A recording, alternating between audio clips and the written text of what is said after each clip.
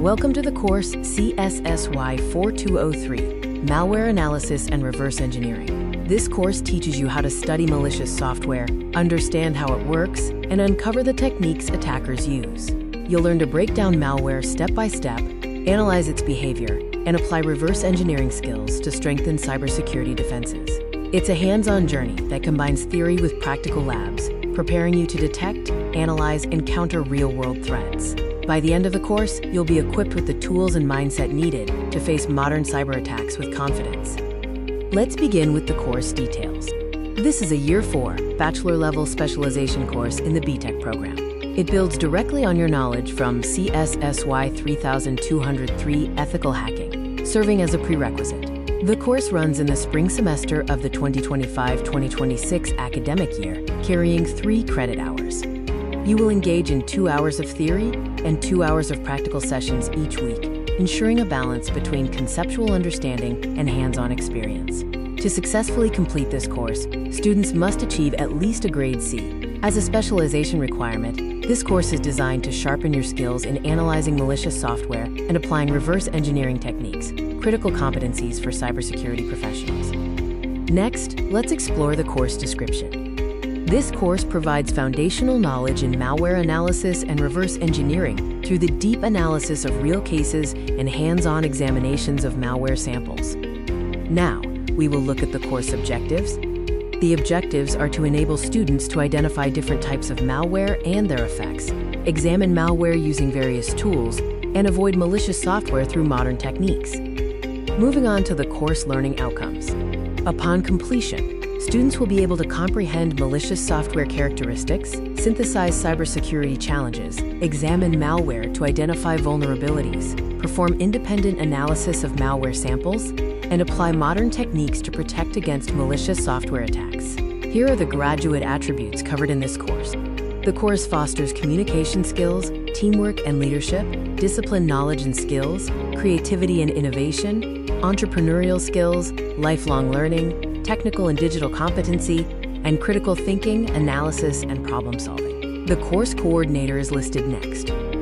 Your course coordinator is Dr. Narayanasamy Rajendran from the Department of Computing and Information Sciences at UTAS, NISWA. Here are the course tutor details.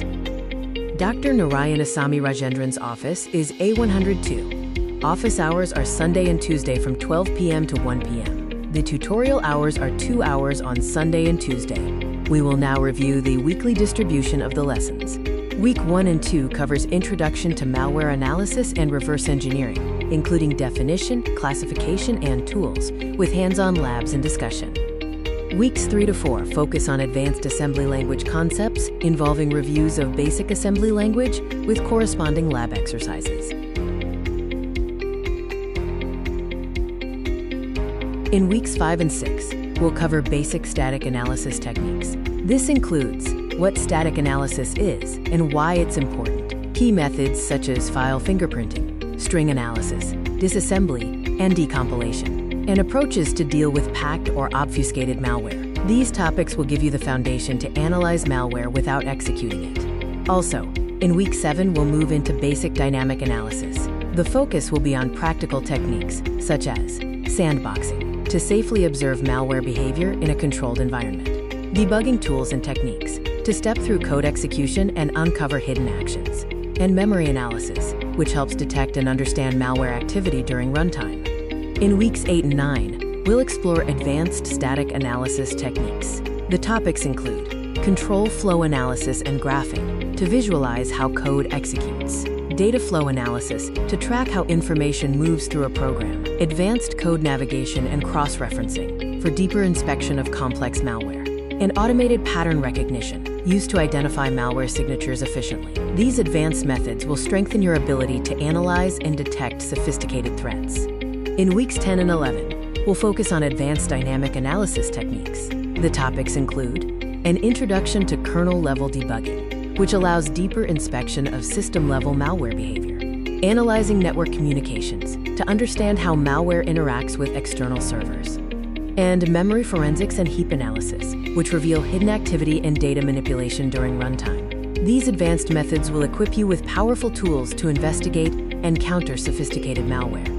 In weeks 11 and 12, we'll focus on malware functionality. You'll learn to understand common malware behaviors such as backdoors, which allow attackers hidden access, credential stealers, designed to capture sensitive information, persistence mechanisms that help malware survive system reboots, privilege escalation, used to gain higher system control, detecting and analyzing rootkits, which conceal malicious activity, and techniques like process injection and hook injection, used to manipulate legitimate processes. This module will help you recognize how malware operates in real-world scenarios. In week 13, we move into advanced malware analysis. You'll explore polymorphic and metamorphic malware, learning how attackers constantly change code to evade detection. We'll examine fileless malware, which hides in memory and leaves no traditional footprint. Next, you'll dive into hardware-level analysis, focusing on firmware and BIOS threats that operate below the operating system. Finally, we'll uncover advanced evasion techniques, the tricks malware uses to bypass even the most sophisticated defenses. This week is all about sharpening your skills to face the most complex and stealthy forms of malware. In week 14, we'll dive into two major areas: reversing cryptographic protocols and defensive techniques.